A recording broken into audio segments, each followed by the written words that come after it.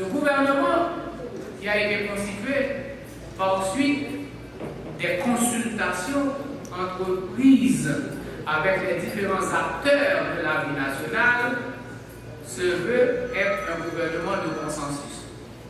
J'ai eu des conversations hier soir avec un groupe de parlementaires, ceux qui constituaient le fer de lance de cette légitimité que vous bénéficiez, sans me le reprocher directement, mais tous ils ont compris qu'au niveau du gouvernement, il n'y a que des technocrates. Je crois que je dois m'en enorgueillir de préférence d'avoir pu permettre à que ce soit des professionnels, que ce soit des techniciens qui se mettent au chevet de la maladie que représente le pays actuellement. Nous n'avons pas droit à l'erreur. Nous n'avons pas droit à l'échec. Vous avez un gouvernement de consensus regroupant toutes les sensibilités politiques qui puissent exister dans le pays. Il vous appartient de faire preuve de la cohérence et de la solidarité indispensable. Le régime constitutionnel institué après 87, mi-parlementaire, mi-présidentiel, exige une collaboration étroite entre le Parlement et le gouvernement. Et c'est cette solidarité entre les deux pouvoirs qui peut permettre au Parlement de jouer son rôle sacro-saint de vigile, d'assurer en permanence ce contrôle rigoureux des dépenses publiques et garantir en fin de compte que chaque ministre, dans l'exercice de sa fonction d'ordonnateur, puisse obtenir des charges de sa gestion, mais c'est ce qui justifie, c'est ce qui conditionne aussi que les ministres que vous êtes appelés à répondre constamment aux sollicitations du Parlement, que ce soit par des invitations, que ce soit par des convocations, que ce soit par des correspondances écrites ou des demandes formelles d'information ou son adresse. C'est dans vous-même que nous y sommes. Pendant les dernières années, nous avons donné l'impression d'un pays qui vit dans l'abondance. La manne est épuisée. La manne pétro-caribée est épuisée. Il nous faut être imaginatifs. Il nous faut aller chercher les ressources là où elles sont. Et je vous informe d'emblée que dès cette semaine, on va avoir plusieurs réunions ou rencontres stratégiques avec les principaux responsables publics. Les petits États dans l'État, doivent retourner dans l'État. Les organismes autonomes, les entreprises publiques qui fonctionnent sous la seule autorité des directeurs généraux sans les conseils d'administration, de l'ordre doit être ramené à ce niveau-là. Et c'est pour cette raison que j'ai convoqué déjà dès jeudi demain jusqu'à vendredi de rencontrer les directeurs des organismes autonomes et des entreprises publiques avec leurs ministres respectifs. Les organismes autonomes, les entreprises publiques appartenant à l'État sont des entreprises commerciales qui vendent des services, qui achètent des services, qui génèrent des revenus. Ces revenus sont aussi taxables au même titre que les revenus provenant des entreprises commerciales. Voilà le carrefour auquel je vous attends demain et vendredi. Je vous remercie. Profiter dans le cadre de réunion pour me faire tout ministre connaît que nous avons orienté action nous vers une action gouvernementale qui forte, qui ciblée et qui priorisée. Parce que nous bien comprenons que pour le moment, il faut nous établir priorité dans le cadre d'intervention. Nous profiter de journée en tout pour nous informer et faire partage d'informations sous ampleur responsabilité captant chaque ministre dans le travail qu'il a fait et ampleur responsabilité qui concernait chaque ministère. Nous profiter de journée en tout pour nous faire information et pour nous faire partage d'informations sous outils que chaque ministre a en main pour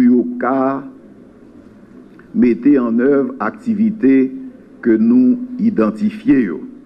Et tout travail ça a fait dans le cadre ressources qui sont très limitées compte tenu de situations budgétaires difficiles dans laquelle le pays a évolué. Nous faisons journée en tout pour nous renforcer la cohésion en dedans gouvernement parce que nous pas souhaité gagner un gouvernement côté gain plusieurs petits ministères. Nous voulons un gouvernement qui a marché main dans la main dans la cohésion et que pour action qu'a posé dans le gouvernement, c'est des actions qui sont cohérentes. C'est ça que nous avons fait aujourd'hui et à la fin de la journée, nous espérons joindre ébauche plan d'action gouvernement qui a établi feuille de route que nous avons suivi pendant la période que nous avons pour nous passer à diriger le pays. M'a dit que dans l'accord là, il y a un mot évaluation. Accord 5 février dit que le processus électoral là a continué après évaluation des étapes déjà franchies. Et en pile acteurs dans la société, l'œil a intervenu, il a demandé pour nous mettre en place une commission vérification. Et qui, à mon sens, présentait une certaine différence avec évaluation des étapes déjà franchies, j'en ai mentionné dans l'accord là. Difficulté qui gagne en question, c'est que nous sommes un gouvernement qui mettait en place sur la base de l'accord. Mais nous sommes un gouvernement pays. Et en tant que gouvernement pays, il est normal pour nous mettre à l'écoute de la population. Et il faut faire attention, pendant que nous mettons à l'écoute de la population, pour nous assurer que nous construisons un consensus côté tout le monde retrouvé là-dedans. Cela veut dire ni monde qui pas souhaité gagner une vérification et monde qui souhaitait gagner une vérification.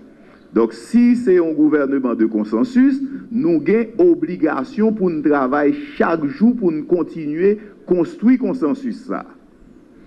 Et ça nous dit que nous ouverts à une forme de vérification. Cela veut dire, et moi tant des journalistes qui parlaient, qui dit que nous mettons dans opposition pour nous faire plaisir à moun qui parlent vérification et pour en même temps nous faire plaisir à moun qui veulent vérification. Nous ouverts pour nous faire une certaine forme de vérification.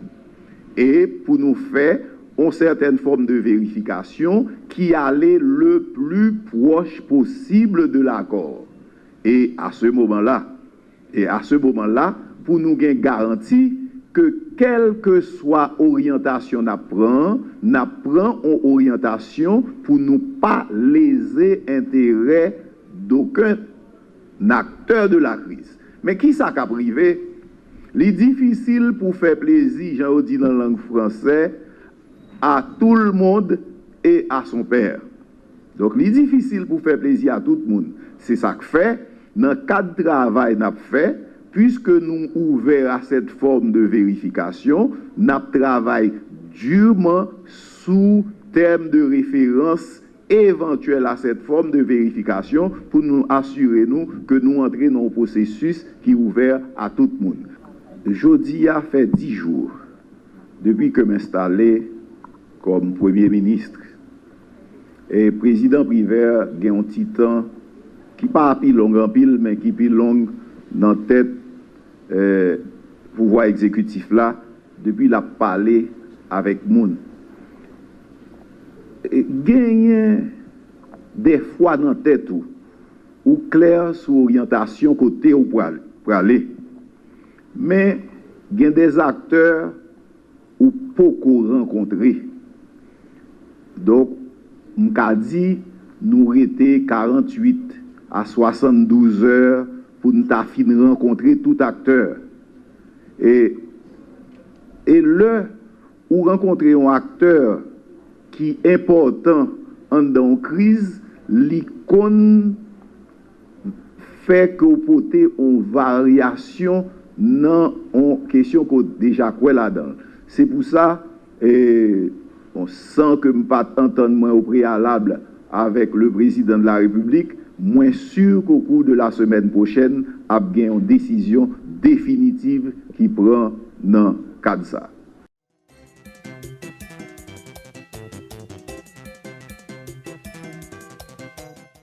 Je ne sais pas quoi conseil là pour balle là dans canon. Et je toujours dit que la commission de vérification dont il s'agit n'est pas sorti dans le ciel là. La commission d'évaluation indépendante formée par le président Martelly en décembre dernier a clairement dit exiger une vérification approfondie de certaines décisions déjà prises au niveau des BCN et des BED. Ça, c'est ton premier élément. Deuxièmement, l'accord que nous avions signé le 5 février dernier avait clairement dit que le Conseil électoral va mettre en application les recommandations techniques formulées par la commission d'évaluation. Et en plus, l'ensemble des acteurs politiques, économiques, sociaux, de la société civile que je rencontré pendant les 6 dernières semaines que j'avais consulté dans le cadre de la formation de ce gouvernement et même dans le cadre de cet accord, tout unanimement avait recommandé cette commission de vérification afin de créer des conditions de stabilité et de confiance dans le processus électoral. Donc aujourd'hui, les acteurs politiques qui avaient demandé cette commission, certains que je les ai encore une fois rencontrés autour de cette commission, certains ont déjà transmis à l'exécutif des projets ou propositions de thèmes de référence. Il nous reste qu'à consolider ces différents thèmes de référence pour arriver à un thème de référence qui répond aux appréhensions de l'ensemble des acteurs et arriver le plus rapidement possible à la création de cette commission de vérification indispensable pour la création de la confiance, indispensable pour la stabilité politique, mais capable aussi d'encourager tous les acteurs généralement quelconques à faire confiance au Conseil électoral et à participer aux prochaines élections. Merci beaucoup.